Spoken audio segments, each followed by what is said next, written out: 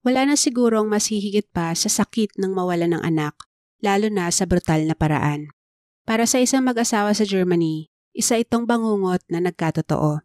Ngunit ito'y pinalala pa nang sila mismo ang makadiskubre sa duguan at wala ng buhay na katawan ng kanilang anak, na sa sobrang pananakit na sinapit ay halos hindi na nila makilala. Kasing tindi ng kanilang pagdadalamhati ang kanilang kagustuhang makamit agad ang hustisya dahil alam nila kung sino ang walang awang gumawa nito. Subalit hindi pa man humuhupa ang kanilang pagkabigla sa nangyari, nakatanggap sila ng balita na muling babago sa kanilang buhay. Ang kanilang anak, na ilang oras lang ay isang biktimang pinagluluksaan, ay isa na ngayong pinaghihinalaang may gawa ng pinakamasahol na krimen. At sa mga susunod na buwan, mabubunyag ang kanyang masidhing pagkamakasarili. Sa kanyang kagustuhang makapaghiganti at makatakas sa buhay na hindi siya kontento, isang inosenteng tao ang kanyang isinakripisyo. Ito ang kaso ni Sharaban K.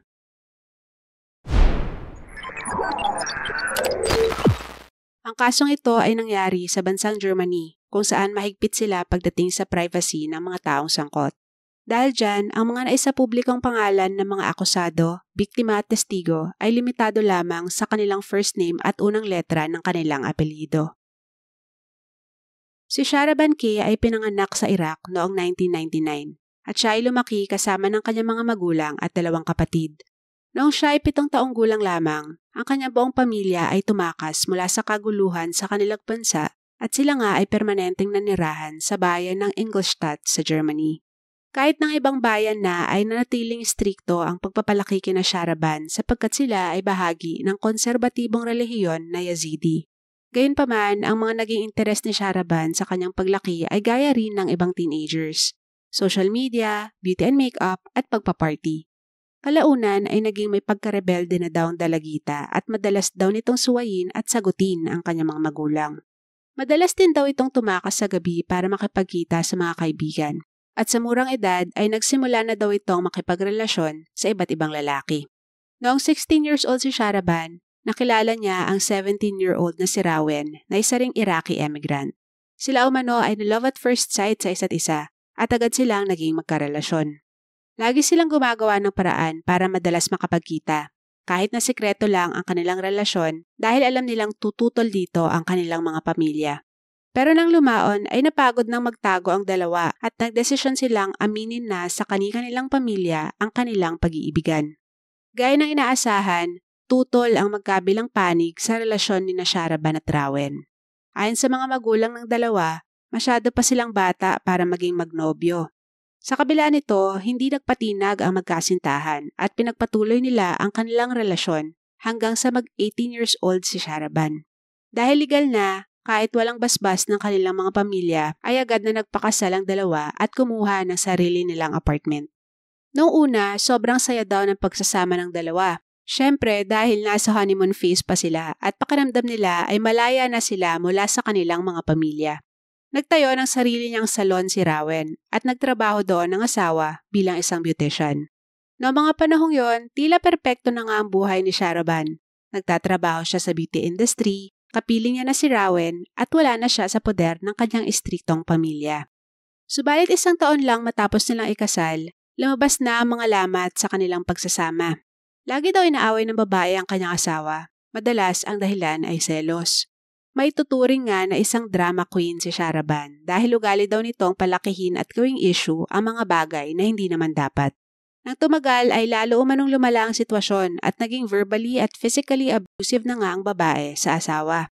Ganito ka-toxic ang naging pagsasama ng dalawa hanggang sa pagputok ng pandemya noong 2020. Nang ipatupad ang malawakang lockdowns ay walang choice sina Sharaban at Rawen kundi manatili sa kanilang bahay na magkasama. Ito naman ay tila blessing in disguise dahil ayon mismo sa lalaki ay nag-improve naman daw ang kanilang relasyon. Ilang buwan ang lumipas at naging mas maluwag na ang mga restrictions at si Sharaban ay nagdiwang ng kanyang 21st birthday. Ibig sabihin, sa Germany ay pwede na siyang makakuha ng driver's license at makapagmaneho. Na makakuha ng lisensya ay agad na bumili ng kanyang sariling sasakyan ng babae, isang itim na Mercedes. Kung anumang improvement ang nangyari sa relasyon nilang mag-asawa ay nabalewala simula na magkaroon na ng sariling kotse si Sharaban. Dahil gaya noong teenager pa siya, gamit ang sasakyan na ito ay madalas umano itong umaalis sa gitna ng gabi para makipagkita sa iba't ibang lalaki. Isa sa mga lalaking ito ang labis na kinahumalingan ni Sharaban at naging seryoso umano ang kanilang relasyon. Ang pagtataksil na ito ay nagbunga kinalaunan noong 22 years old ang babae. Nang malaman ito ni Rowan, natural ay nagalit ito ng husto at inutusan ng asawa na huwag ituloy ang pinagbubuntis. Tumanggi ang babae at nagkaroon ng matinding pagtatalo ang dalawa. Imbes na humingi ng tawad, si Sharaban pa umano na nakit sa mister at muntik pa daw nitong banggain ng lalaki ng kanyang sasakyan. Matapos ng komprontasyong ito ay nakarating ang balita sa kapatid na lalaki ni Rowan. Ginawa umano ng nasabing kapatid ang lahat para i-pressure si Sharaban na itigil na ang pagdadalang tao at di nagtagal ay sumunod na lang sa kanila ang babae. Dahil dito, malalim ang naging galit ni Sharaban sa kapatid na ito ng asawa.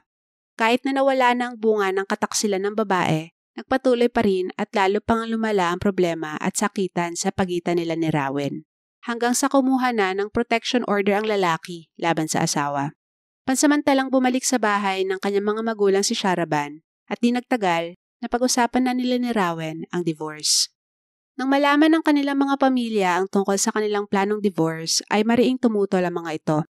Dala ng kanilang mga konserbatibong paniniwala, isang nakakahiyang bagay ang pagiging diborsyado kahit na magulo na ang pagsasama ng mag-asawa. Sinubukan pang pag-ayusin sina Sharaban at Rowan, ngunit sa huli ay napagtanto ng parehong panig na wala na talagang pag-asa na maisalba ang pagsasama ng dalawa. Matapos ang divorce ay tila nawala ng direksyon ang buhay ni Sharaban. Ayon sa mga ulat, nag-umpisa daw gumamit ng mga bawal ng babae at nakihalubilo rin sa mga hindi kaaya-ayang individual. Maging siya mismo ay ilang beses na ring nahuli na nagnakaw ng pera at pagkain mula sa mga tindahan. Di nagtagal, nag-umpisang maghinga ng saloobin si Sharaban sa mga taong ito. Kesyo may mga kapamilya daw siya na pinagbabantaan ng kanyang buhay at nangunguna na dyan ang kanyang dating asawa. Inakit umano ng babae ang mga kriminal na ito, binigay ang kanyang sarili, tsaka tatanungin kung handa ba silang pumatay para sa kanya. Buti na lang at kahit may mga illegal na gawain ang mga lalaking ito, karamihan sa kanila ay hindi nagpauto kay Sharaban. Kaya nang makilala ng babae si Volkan, pakiramdam niya ay naka-jackpot siya dahil pumayag ito na maging hitman sa halagang 10,000 euros. Ang gustong ipapatay ng babae ay ang kanyang dating bayaw na nangaialam sa problema nila ni Rowan. Pinangako ni Volkan na tatapusin niya ang trabaho at papadalahan niya pa si Sharaban ng mga larawan bilang patunay. Humingi ito ng 5,000 euros na down payment at ibinigay naman ito ng babae. Lumipas ang ilang araw at linggo pero walang nagkatotoo sa mga pinag-usapan nila ni Volkan. Noon na nga na-realize ni Sharaban na itinakbo na ng lalaki ang kanyang pera at naisahan siya nito. Sa kabila ng pagkabigo ng kanyang masamang plano, hindi pa rin huminto si Sharaban sa paghahanap ng taong mahukumpinsin niya para pumatay. Sa kasamang palad, nag-cruise ang landas nila ng Kosovan na si Shakir K. Gaya ni Sharaban, si Shakir ay 23 years old din noong sila nagkakilala at ang lalaki ay inilarawan na kalmadong tao. Pero gaya ng marami, nag-iiba umano ang personalidad nito kapag nakakagamit ng cocaine at nagiging agresibo. Bukod pa dyan, kahinaan daw ni Shakir ang mga babae. Kaya para kay Sharaban, siya ang perpektong tao para sa kanyang mga plano. Nagsimula nga ng isang sexual na relasyon ng dalawa at di nagtagal ay nilason na rin ng babae ng kanyang mga kasinungalingan ang utak ni Shakir. Takot na takot daw ang babae sa kanyang stalker na ex-husband at papatayin daw siya nito kaya kailangan niya itong unahan. Gusto ko lang iklaro na walang kahit anong ebidensya na mayroong pagbabanta kay Sharaban noong mga panahong yun. Gaya ng ginawa niya sa ibang lalaki, tinanong niya rin si Shakir kung kaya ba nitong pumatay para sa kanya at umuo naman ng lalaki para magpa-impress. Ngunit sa pagkakataong ito, hindi isa sa kanyang kapamilya na nagbabanta kuno sa kanya ang kanilang tatargetin. Gusto ni Sharaban na magkunwaring siya ay pinasang at ang palalabasin nilang may sala ay ang kanyang dating asawa na si Rowan. Sa utak ng babae, ito ay hitting two birds with one stone. Kapag naniwala ang lahat na patay na siya, matatakasan niya ang kanyang mga problema at makakapagsimula muli. Bukod pa dyan, makakaganti siya sa kanyang ex-husband at sa pamilya nito. At para maging makatotohanan talaga ang peke niyang pagkamatay, kailangang mayroong katawan na matagpuan. Kaya ang ipapapatay niya kay Shakir ay isang inosente at walang kamalay-malay na babae na maaaring mapagkamalang si Sharaban. Pero saan naman siya madaling makakahanap ng taong kawangis niya? Saan pa kundi sa Instagram?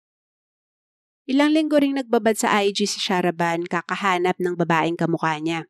Dapat pareha sila ng buhok, kulay ng balat, edad at pangangatawan. Kung hindi sila sobrang magkamukha ay masosolusyonan naman niya ni Sharaban. Medyo nakakagulat na hindi nahirapan ang babae na maghanap ng tatargetin dahil ayon sa investigasyon ay nasa 20 daw ang taong kinontak niya.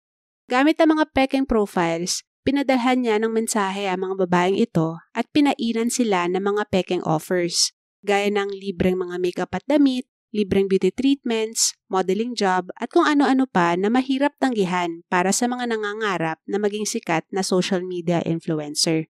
May mangilan-ngilan na muntik nang mahulog sa bitag ni Sharaban. Pero sa tuwing aayain niya na silang makipagkita at nalaman nila na babiyahe pa sila ng malayo ay nagbaback out ang mga ito. Hindi naman sumuko si Sharaban at noong Agosto 2022 ay nakahanap siya ng bagong target sa IG, isang nagsisimulang beauty influencer na nagngangalang Khadija O. Si Khadija ay 23 years old din noon at siya ay pinanganak sa Algeria. Bata pa lang siya nang maghiwalay ang kanyang mga magulang at di umano, ang hiwalayan na ito ay hindi naging mapayapa. Matapos noon, si Khadija at ang kanyang ama ay nag-emigrate sa Germany at simula noon ay naging sobrang dalang na ng komunikasyon nila sa kanyang ina at iba pang kapatid na naiwan sa Algeria. Sa edad na 14 ay tinanggal si Khadija sa kustodiya ng kanyang ama. Di umano dahil sa pang-aabuso. Inilipat siya sa isang children's home kung saan nagkaroon siya ng mga malalapit na kaibigan. Sa mga sumunod na taon ay nagkaroon siya ng isang mapangabusong nobyo at sa murang edad, siya ay nagdalang tao. Unfortunately, nawala ang kanyang dinadala at labis itong ikinalungkot ng dalaga. Pero sa kabila ng kanyang mga pinagdaanan, nanatili daw na masayahin at positibo sa buhay si Khadija at noon ng 2022, siya ay may mas maayos na buhay at nagtatrabaho bilang isang waitress. Ngunit gaya ng maraming kababaihan na kaedad niya, pangarap din ni Khadija na maging isang matagumpay na beauty influencer. Kaya nga naman katanggap ang dalaga ng isang mensahe sa IG na nag-aalok ng isang magandang oportunidad ay natuwa ito. Ang taong kumontak sa kanya ay nagpakilalang konektado sa isang sikat na rapper sa Germany na nagngangalang Loon. Inalok nito si Khadija na maging parte ng ilalabas na music video ng nasabing rapper. Excited man, pinili pa rin ng dalaga na manigurado at kinontak nito ang mismong rapper na si Loon para tanungin kung may katotohanan ba ang offer na natanggap. Buti na lang at nag-reply ang rapper at sinabing ito ay isang scam at huwag niyang sagutin kung sino man ang nag-message na ito. Tama naman siya dahil lang nag-message kay Khadija ay walang iba kundi si Sharaban. Nang pumalya ang kanyang balak, sinubukan muli ni Sharaban na iskamin si Khadija. Sa pagkakataong ito, gamit ang ibang IG profile ay minessage niya uli ang dalaga at inalok ito ng libreng beauty treatments kapalit ng promotion nito sa IG. Ito ay sobrang common na kasunduan sa pagitan ng mga influencers at negosyo, kaya hindi ito masyadong pinagdudahan ni Khadija. Ang address ng salon ng dating asawang si Rawen ang pinadala ni Sharaban sa dalaga, kaya lalo itong nagtiwala. Ayaw din itong palampasin ni Khadija dahil mahal ang mga treatments na ganito. Para siguradong hindi naaatras ang target, pinangako ni Sharaban na ihahatid sundo niya ang babae sa araw ng treatment. At ito na nga ang naging simula ng katapusan para kay Khadija. August 16, 2022. Si Sharaban ay pansamantalang nakatira sa bahay ng kanyang mga magulang at sa araw na ito, nagpaalam ang babae na pupuntahan ng kanyang ex na si Rawen para makipag-usap. Maaga siyang umalis at sinigurado sa kanyang mga magulang na hindi siya magtatagal. Subalit ang lahat ng ito ay kasinungalingan at parte lang ng kanyang maitim na balak dahil ang araw na yon ang napagkasunduan nilang petsa ni Khadija na sila'y magkikita. Pagkaalis sa bahay ng kanyang mga magulang ay sinundo nito ang kasabwat na si Shakir at tumungo na nga sila kung saan nakatira ang kanilang biktima, sa isang bayan 100 miles mula sa Ingolstadt. Nakarating sila sa tirahan ni Khadija bandang alas 7 na ng gabi. Hindi naman kinestyon ng dalaga kung bakit sobrang late na ng kanilang pagpunta sa salon. Marahil dahil nakuha na ni Sharaban ang buong tiwala nito. Habang nasa biyahe ay inihinto ni Sharaban ang sasakyan malapit sa isang kakahuyan. Nagkunwari itong naliligaw at nakiusap kay Khadija na lumabas ng kotse para basahin ang isang road sign. Ginawa naman ito ng dalaga at pagkalabas nito, sumunod sa kanya si Shakir na agad siyang suntok sa ulo ng suot na brass knuckles. Bumagsak agad si Khadija at noon na siya walang awang pinagsasak ni Shakir. Sa kanyang dibdib, leeg, at ang pinuruhan ay ang kanyang muka. Matapos matiyak na wala na ang biktima, sinakay nila ito sa likuran ng sasakyan ni Sharaban at saka sila bumiyahe pabalik ng Ingolstadt. Iniwan nila ang kotse na laman ng wala ng buhay na si Khadija sa isang kalye malapit sa tirahan ng ex ni Sharaban na si Rawen at saka tumakas ang dalawa. Ang lugar kung saan nila iniwan ang sasakyan ay parte ng plano ng babae na i-frame ang kanyang dating asawa. Samantala, habang lumalalim ang gabi ay tumitindi ang pag-aalala ng mga magulang ni Sharaban sapagkat hindi pa ito umuwi mula sa pagkikita nila ng kanyang ex. Ilang oras na rin nilang hindi makontak ang anak.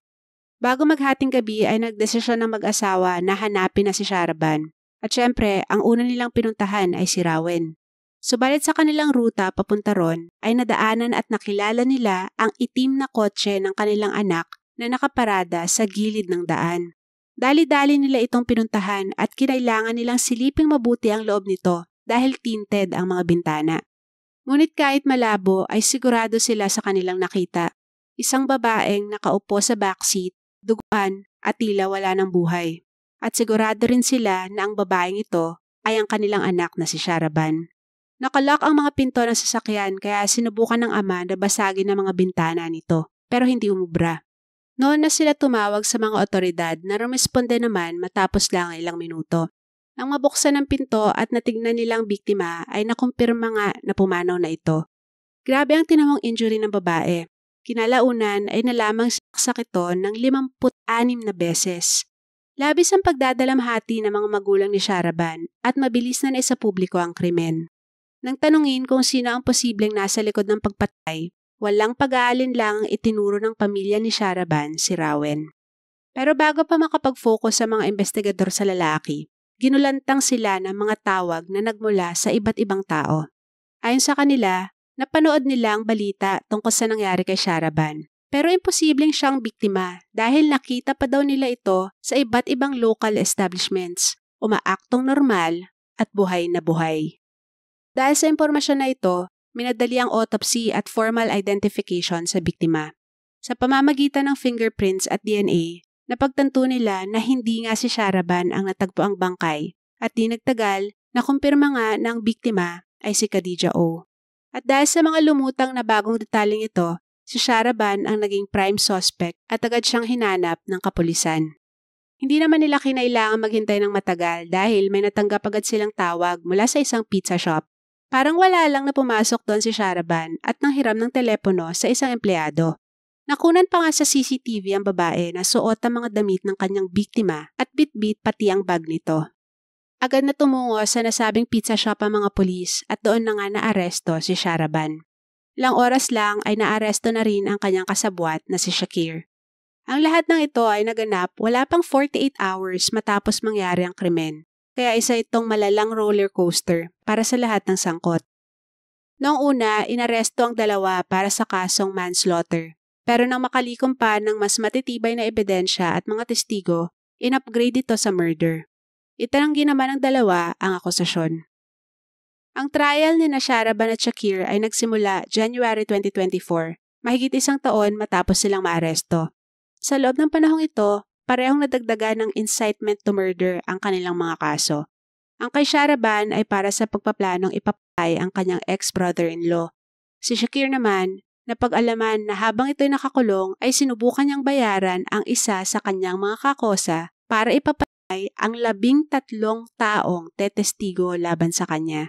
Hindi yan natuloy dahil ikinanta siya ng kanyang kinontrata. Si Sharaban ay tumistigo sa kanyang trial at sinubukan niyang palabasin na hindi siya ang tipo ng taong makakagawa ng ganoong klaseng krimen. Bagkus, ibinintang niya lahat sa kanyang partner in crime na si Shakir. Kesyo, ideya daw yon lahat ng lalaki at pati daw siya ay tinakot nito na sasaktan din. Hindi naman umubra ang acting ni Sharaban sa patong-patong na ebidensya laban sa kanya. pati na rin sa testimonya ng mga taong nagpatunay ng totoong kulay niya. At matapos nga ang halos isang taon na paglilitis, noong December 19, 2024, hinatulan sina Sharaban at Shakir na makulong habang buhay para sa pagpatay kay Khadijah O. Ang kasong ito ay kilala bilang the doppelganger murder at maraming tao ang nagka-interes dito dahil parang plot ito sa isang pelikula. Walang atraso si Khadijah kay Sharaban ni hindi niya nga alam na nag-e-exist ang babae. Nakakadurog ng puso na pinatay ang biktima dahil lang sa kanyang itsura. Hindi tao ang naging tingin sa kanya ni Sharaban, kundi isang instrumento lang para makapaghiganti at makuha ang kanyang gusto. Napaka-tragic na ang narcissist na tulad niya ay nakatagpo ng isang utu-utong tulad ni Shakir.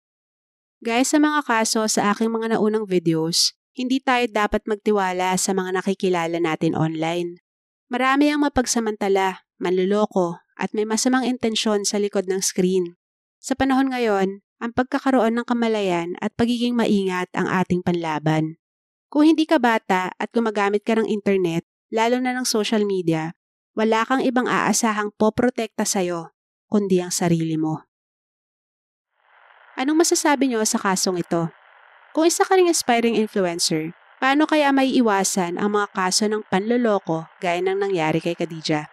I-share nyo lang inyong opinion dyan sa comment section. Thank you for watching at ingat tayong lahat. Bye!